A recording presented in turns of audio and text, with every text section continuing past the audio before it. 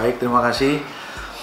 Jadi yang pertama, kalau kita bertanya pada hampir semua CEO, ya yang kita temui, saya tanya misalnya dari problem yang dia hadapi dalam mengelola bisnis itu, misalnya disuruh memilih antara aspek keuangan, teknologi, ya kan, manajemen, atau SDM, itu umumnya yang paling berat adalah soal SDM, ya kan?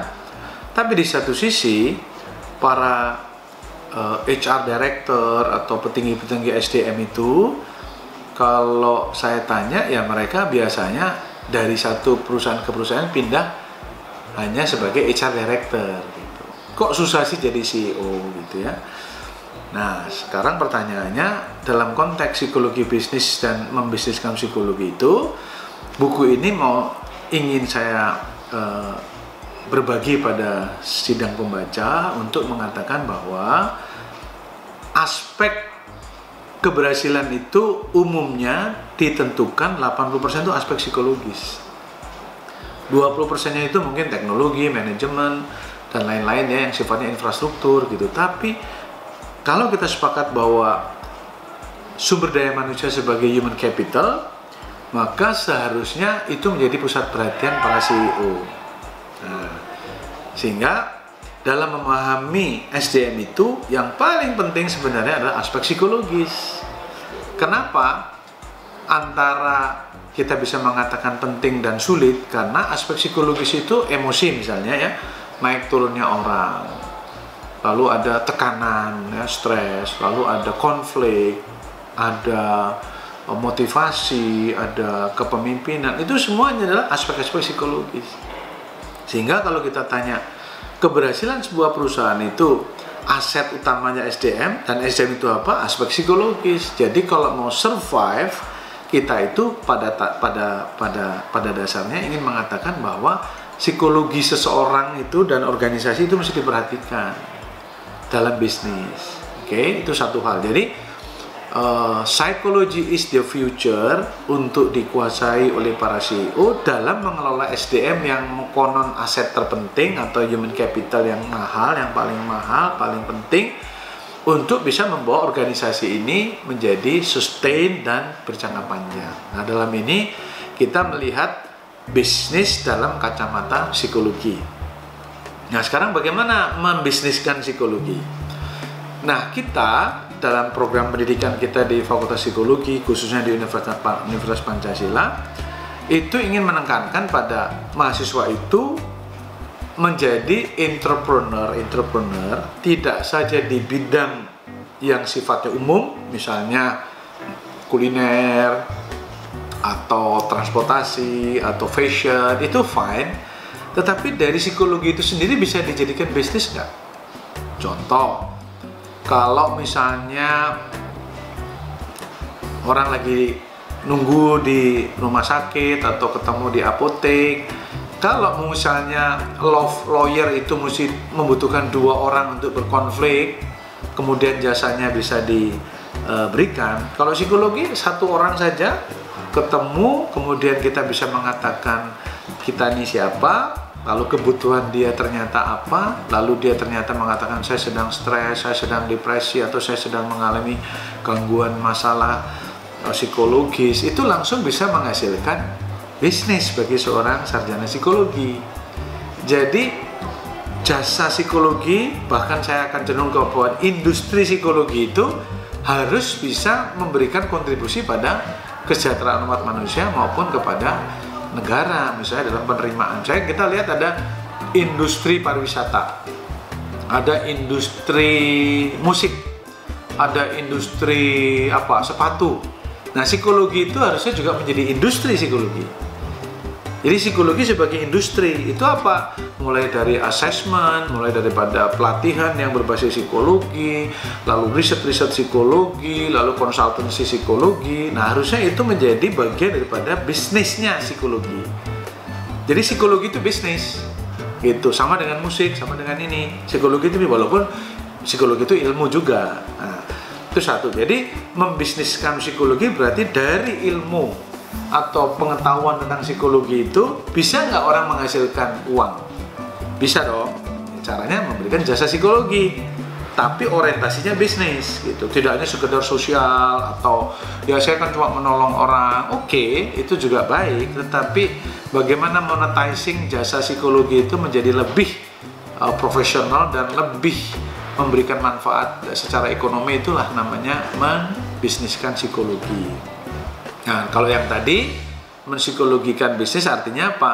Bagaimana kita melihat bisnis dalam kacamata psikologi. Itu di situ ya. Jadi dua-duanya ini yang dimaksud adalah psikologi bisa menjadi objek untuk bisnis. Di satu sisi, psikologi adalah paradigma ilmu pengetahuan yang bisa melihat bisnis itu seperti apa dan bagaimana itu dimajukan supaya dia sustain dalam jangka panjang. Itu penjelasan panjangnya.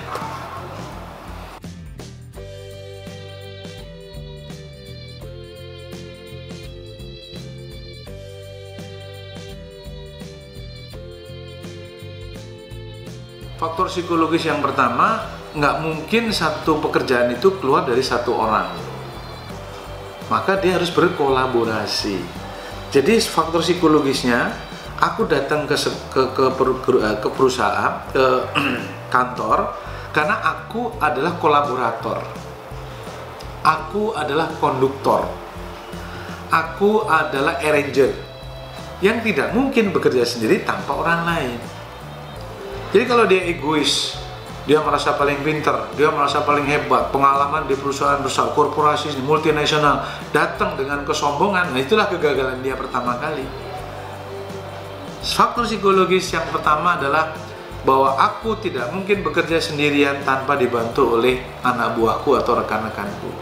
Dan tugas saya adalah sebagai kolaborator, sebagai konduktor, sebagai fasilitator, ya kan?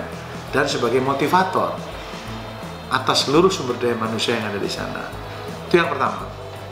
Yang kedua, CEO harus memiliki satu kepercayaan diri yang kuat akan kemampuannya dan membangun rasa kepercayaan dengan timnya.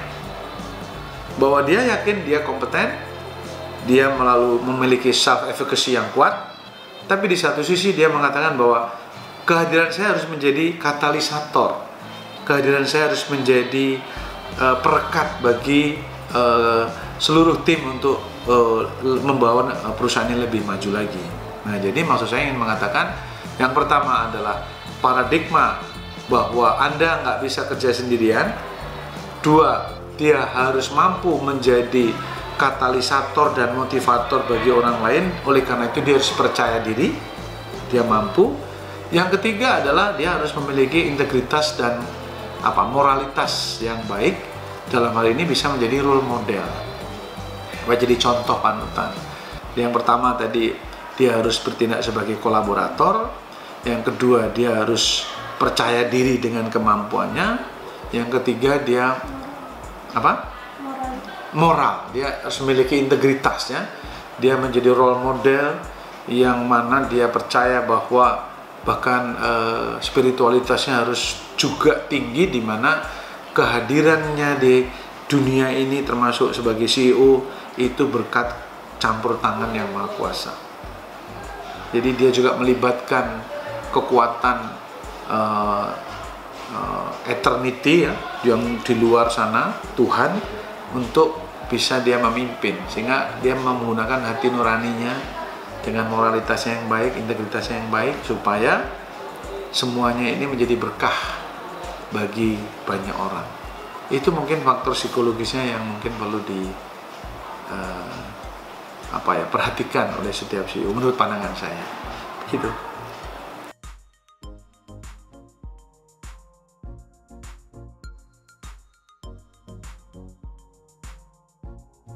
Ya, pertama kalau kita bicara eksekusi ya harus menjadi role model tadi. Misalnya, kalau Anda meminta anak buah Anda untuk datang pagi jam 8 misalnya, Anda datang jam 9, tentu kita nggak punya efektivitas. Kita sebagai pemimpin menjadi tidak punya wibawa. Bagaimana mungkin orang bisa datang pagi kalau atasannya tidak memberi contoh? Ya kan? Itu yang pertama. Jadi memberi contoh. Yang kedua, sistem. Harus kita membangun kesisteman. Ya, sistem harus dibangun. Misalnya kalau Anda ngetap di atas jam 8 merah. Kalau merah berarti uang transport nggak dibayar, misalnya, ya kan? Sebaliknya, kalau Anda lembur dan sudah surat perintah lembur, Anda bisa mendapatkan tambahan uang lembur, misalnya, ya. Nah, kemudian soal kinerja juga dievaluasi. Jadi sistem yang dibangun. Artinya apa? Manusianya juga harus memberi contoh dan harus disiplin, harus menjadi orang-orang yang mau melakukan pekerjaan dengan sungguh-sungguh, dengan sukacita, tetapi sistemnya harus kondusif juga. Karena ada aja orang bagus masuk ke sistem yang nggak bagus, jadi nggak bagus. Tapi orang bagus masuk ke sistem bagus, mungkin membuat lebih bagus, kan gitu. Nah, sebaliknya, sistem bagus tapi orang yang nggak bagus, ya mungkin bisa, tapi lama-lama dia akan bisa juga menyesuaikan, gitu. Nah, jadi kedua-duanya menjadi penting. Oleh karena itu, dalam buku saya, Psikologi Bisnis, Paradigma Baru Mengelola Bisnis, itu ada 3 modal yang harus dimiliki oleh seorang CEO menurut pandangan saya. Yang pertama, dia harus membangun sebuah namanya strategic direction capital. Strategic direction capital. Jadi perusahaan itu mau dibawa kemana?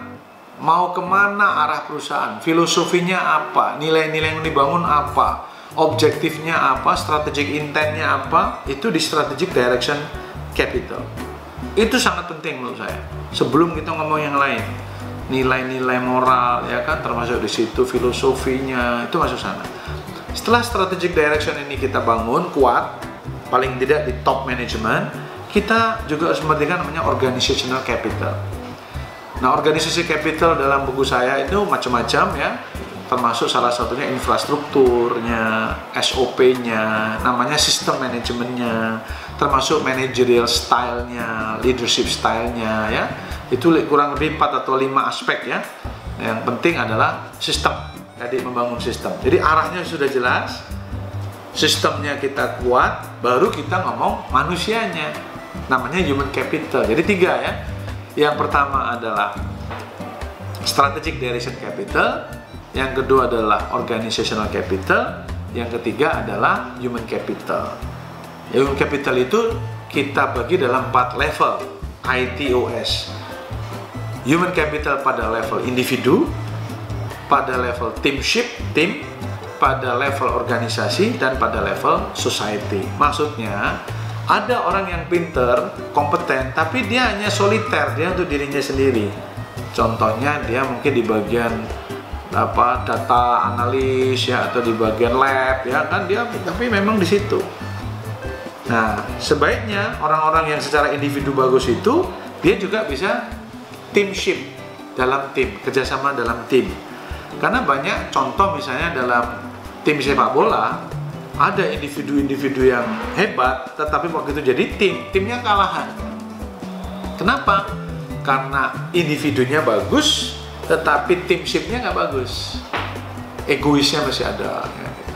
Nah, setelah tim oke, organizational levelnya, dia paham nggak tentang bisnis proses di dalam organisasi itu? Ini saya sekarang kerja di mana sih? Misalnya di inti pesan, semua orang tahu bahwa oh, inti pesan itu bisnis prosesnya kayak gini, jadi kita harus begini. Organisasi akan maju kalau begini ini. Nggak bisa kerja sendiri, antara bagian A sama bagian B harus kerja sama. Jadi dia tahu aspek organisasi secara keseluruhan. Kalau nggak seperti kita ada dalam kolam tapi nggak tahu airnya ini apa, gitu. Nah, harusnya air, ikan ada dia tahu, oh ini lagi bening, ini lagi butek, ya organisasi, jadi ya mestinya dia tahu, ya kan, gitu. Dan yang keempat, karena perusahaan atau usaha bisnis itu tidak lepas dari lingkungan sosial, maka dia harus tahu aspek-aspek sosial dalam bisnis. Oh, di sana ada masjid, di sini ada gereja, oh di situ ada kelompok ini majelis taklim, oh di sana ada kelompok pendalaman Alkitab, oh di sini ada pengajian, oh di sini ada kelompok sosial masyarakat, ini ada kelompok budaya, ini macam-macam. Karena dia harus hidup dalam lingkungan sosial. Oleh karena itu ada namanya CSR, Corporate Social Responsibility, ya kan? Nah, individu atau human capital tadi harus memiliki kompetensi di 4 level tadi. Individual level, teamship, organisasi, dan societal. Nah, kalau ketiga modal ini, yang tadi adalah strategic direction capital, organization capital, dan human capital ini berinteraksi secara selaras, akan menghasilkan productivity yang bagus dan psychological well-being yang bagus. Orang merasa dihargai, orang merasa ditempatkan pada tempat yang baik, ya kan? Dihargai oleh atasan, sistemnya mendukung, arahnya jelas, ya kan? Dia akan produktif dan happy. Nah, harapannya kalau produktif maka terjadilah sustainability, business excellence, dan happiness. Ya kan? Orang menjadi sukacita. Kenapa? Karena atasannya paham tentang dia, temannya paham tentang dia, timnya oke. Dia tahu organisasinya secara baik dan dia bisa bergaul dengan masyarakat luas di sekitar perusahaan misalnya ya. Jadi pandangannya luas sehingga temannya banyak, sehingga dia enjoy kalau ke kantor itu, sehingga dia happy. Nah, kalau sustainability excellence-nya bagus, kemudian happiness bagus, dapat tekanan kayak COVID ini. Ya kan? Gimana nih? Bisnis kalau nggak ada kan tekanan. Nah, itu kita lagi mereview feedbacknya apa. Kalau di strategic direction kita review ini arahnya udah jelas belum, arahnya masih relevan nggak dengan COVID ini atau dengan tekanan eksternal ini ya. Yang kedua, kalau di organisasi kita perlu nggak kita merevitalisasi aspek-aspek dalam organisasi. Kalau di human capital, kompetensinya perlu di upskilling nggak, di reskilling nggak, diperbarui nggak di era ini. Yang tadinya kita nggak bisa Zoom, semuanya bisa Zoom. Yang tadinya nggak bisa bikin Google Classroom, akhirnya jadi bisa bikin Google Classroom misalnya. Jadi semuanya akan menjadi feedback ini akan beradaptasi terhadap perubahan-perubahan. Nah, dalam buku saya ini sudah ada frameworknya, sudah tulis dengan cukup detail ya kan. Di sini mulai dari strategic direction di sini, kemudian ada organizational capital, ada human capital, sehingga arahnya ke sana dan ini feedbacknya ke sini. Ini sudah sangat lengkap. Jadi kalau CEO itu mau sukses, nggak usah pakai yang lain, pakai satu ini aja, satu lembar ini, pelajari semua, kita eksekusi. Nah, eksekusinya apa? Betul-betul komitmen dalam tindakan, komitmen dalam anggaran, komitmen dalam sistem, ya kan? Dan komitmen kita dalam membantu dan menyejahterakan masyarakat sekitar lingkungannya. Jadi cara mengeksekusinya ya eksekusi ini, jadi role model dan dicoba ini semua, dites nih. Kalau ini oke jalan, nah mudah-mudahan Anda bisa jangka panjang perusahaannya bisa lebih baik dan orang-orang di sana lebih happy, lebih enjoy dan guyup ya, saling mendukung dan menyenangkan.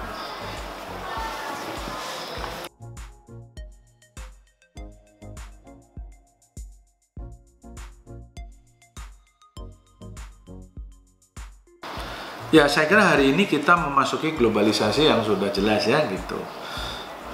Persiapannya satu, bahasa Inggris tentunya ya. Bahasa internasional yang kita gunakan itu sudah biasa. Jadi kalau ada orang pintar bahasa Inggris itu bukan nilai tambah yang gimana, memang harus wajib. Ya, kita semua harus belajar. Hari ini dengan COVID ini kita di resetting jadi nol semua. Semua harus mulai dari awal lagi, ya kan? Nah, inilah saatnya kita untuk melakukan perubahan-perubahan, salah satunya mengimprove kemampuan diri kita termasuk bahasa Inggris. Yang kedua, networking. Mulailah kita kontak teman kita di Polandia, di Amerika, di Ekuador, atau di Hungaria, Bulgaria, mana-mana ya, Eropa, Belanda, Inggris, mudah mulai gaul. Dan kalau seminar pun hari ini kita udah isinya macam-macam orang. Kalau internasionalnya gitu, udah biasa, gak usah minder. Makanya tadi harus percaya diri. Kalau enggak, kita akan menjadi seolah-olah kita bangsa yang nggak pinter gitu ya, seolah kita nggak pendidikan yang tinggi, padahal sekolah di Indonesia tidak berarti lebih mudah daripada sekolah di luar negeri, belum tentu ya, lebih sulit mungkin ya, dosennya mungkin sibuk dan lain-lain sistemnya dan sebagainya. Nah, oleh karena itu untuk masuk global ya satu, bahasa Inggris harus kita perbaiki, memperkuat networking dan jangan alergi dengan orang-orang yang berbeda dengan pandangan kita, harus open mind, ya kan? Misalnya orang Arab dalam perspektif tertentu paradigmanya A, orang Amerika B, orang Cina C. Ya, ini kan kita harus namanya managing diversity, bagaimana mengelola keberagaman. Nah, bangsa Indonesia sebenarnya tidak perlu diajari soal keberagaman, karena apa? Karena kita mendirikan bangsa ini oleh bapak-bapak bangsa dan ibu pendiri bangsa ini berdasarkan multi etnis, ya kan? multi agama, multi suku. Jadi kita dengan kita sendiri ini harusnya sudah belajar tentang memanage diversity. Sehingga kita nggak perlu belajar banyak. Orang mesti belajar ke Indonesia. Yang terjadi kita suka minder. Padahal kita ini Papua dengan Aceh aja udah beda, ya. Aceh dengan Jawa, dengan Palembang mungkin beda, ya. Dengan Gorontalo kita beda. Harusnya kita dengan negara Pancasila ini kita paham betul saudara-saudara kita yang beda suku, beda agama. Dan itulah negara Pancasila. Dan itulah dunia juga mengendaki. Tapi kalau kita egois, kita selfish, kita hanya kelompok kita sendiri, udahlah nggak bakal maju. Udah percaya sama saya itu. Kenapa? Karena tidak mampu menerima perubahan, perbedaan, pandangan, bahkan ilmu pengetahuan baru. Hari ini, kita siapa yang nggak pakai Zoom? Zoom yang punya orang dari Cina. Google Classroom, Google dari Amerika. Mau ngomong apa? Oh itu produknya orang yang nggak sejalan dengan saya. Ya silahkan. Anda nggak akan maju, Anda akan ketinggalan. Jadi hari ini udah nggak bisa lagi. 3 tadi ya. 1, kemampuan bahasa Inggris yang bagus. Kedua adalah kepercayaan diri, membangun networking, dan open mind. Ini yang membuat kita untuk bisa masuk ke wilayah global. Nah, bangsa ini harusnya bisa menjadi contoh. Lalu kemampuan kita sebagai bangsa Indonesia yang beragam ini, kita itu bisa menghargai perbedaan mestinya. Ya kan? Karena kita punya teman-teman, saudara-saudara kita orang dari Aceh sampai Papua, dari Pulau Mianga sampai Rote yang beragam. Jadi kita luar biasa. Nah persoalannya memang kita bangsa yang multikultur, tapi seringkali mengembangkan monokultur. Cuma keakuan, ya kan, suku, kelompok agama, kelompok apalah gitu ya. Harusnya membuka diri, ya, open mind, dan siap untuk berbeda pandangan itu biasa. Ya, saya kira itu dari aspek psikologisnya.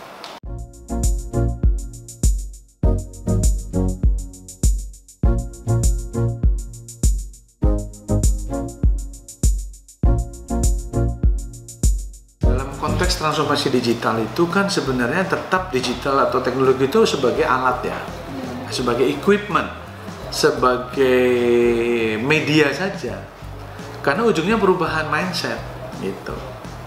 Digitalisasi apa? Yang tadinya kertas jadi nggak pakai kertas saja. Yang jadi transaksinya manual jadi nggak manual, jadi pakai laptop, pakai gadget ya kan dan sebagainya. Apa? Perubahan mindset. Mindset seperti apa? Mindset yang tadinya fixed mindset menjadi growth mindset dan grit mindset. Grit, G-I-R-T gitu. Yaitu sebuah sikap bahwa aku bisa loh. Contoh hari ini ya, dengan COVID ini. Mau anak SD, mau guru, mau orang tuanya yang udah 50-60 tahun, semua belajar Zoom. Belajar Google Classroom. Dari nol semua. Jadi nggak ada lagi, oh saya kelompok kolonial, kamu milenial, kamu anak muda, kamu udah nggak ada lagi. Sekarang ini semua udah campur, yang tua mengajari yang muda dalam hal wisdom, yang muda mengajari kepada yang tua mungkin soal teknologi. Oh saya nggak tahu Kahoot, saya nggak tahu Canva, saya nggak tahu Camtasia, saya nggak tahu ini ya. Belajar sama yang muda, tapi soal nilai, soal tata krama, soal bagaimana bijaksana itu yang tua. Jadi sudah nggak ada lagi kohort yang tua, yang muda, yang udah nggak ada lagi nih. COVID ini membuat kita jadi sama lagi. Nah oleh karena itu di tengah-tengah pandemik yang sifatnya transfer digital, mau nggak mau kita harus menyesuaikan diri, ikut, terlibat, belajar. Kata kuncinya adalah long life learning, belajar sepanjang masa. Gak ada merasa sudah doktor, sudah profesor, sudah bikin buku, udah paling hebat. Enggak, dia harus tetap belajar terus. Belajar dari mana? Dari dunia ini, dari kehidupan ini. Tidak hanya di kelas, ya kan? Hari ini kelas susah juga karena virtual. Jadi dari mana ya? Dari kehidupan ini akhirnya nggak ada. Maka Pak Menteri Pendidikan, Pak Nadiem Makarim meminta kita membangun sebuah yang namanya Kampus Merdeka, Merdeka Belajar. Apa? Digitalisasi. Prosesnya adalah nanti virtual, ya, kemudian online learning, e-learning, ya kan, e-assessment, e-evaluation, dan macam-macam semuanya ada di cloud nanti. Dan itu bisa diakses kapanpun oleh teman-teman. Ada synchronize, ada asynchronized, macam-macam ya materi-materi itu, dan kurikulumnya juga berubah dan sebagainya dalam rangka harus menuju ke digitalisasi. prosesnya ini. Nah, yang paling sulit adalah membangun kebiasaan. Kebiasaan dibangun dari mindset. Kalau mindsetnya sudah fix mindset, kamu berubah, pokoknya yang dulu udah paling oke, ya sudah, selesailah kau. Kalau dalam bahasa Batak atau Medan tuh, selesailah kau. Nah, kenapa? Karena kamu berubah. Dari mana? Dari pikiranmu, otakmu kita ini, mindset kita. Setelah dari mindset, kita mengarah kepada sikap kita. Positif lah, menerima perubahan, open mind, ya kan? Setelah itu kita mulai mencoba. Gimana ya? Mainnya Zoom itu gimana sih? Tolong dong ajarin. Oh gini ya, oh klik gini. Oh, oke. Bisa. Nah, gimana cara masang kamera, cara masang ini? Oke. Ternyata 2 minggu, 3 minggu kita ahli juga. Walaupun umurnya mungkin sudah di atas 55 tahun. Ada dosen di sini 60 tahun, 63 tahun. Bisa juga kok. Nggak lebih tidak pintar dibanding adik-adiknya atau anak-anak kita yang baru belajar juga. Anak saya SD, anak SMP, SMA, pada belajar juga, pakai Zoom juga, bareng-bareng kita, nggak ada masalah. Nah, jadi transformasi digital itu. Yang kedua adalah ekosistemnya. Kita disuruh digitalisasi, tapi wifi aja lemot, ya kan gitu. Internet aja kagak ada. Mungkin perangkat komputer, laptop semuanya nggak mensupport. Nah, gimana?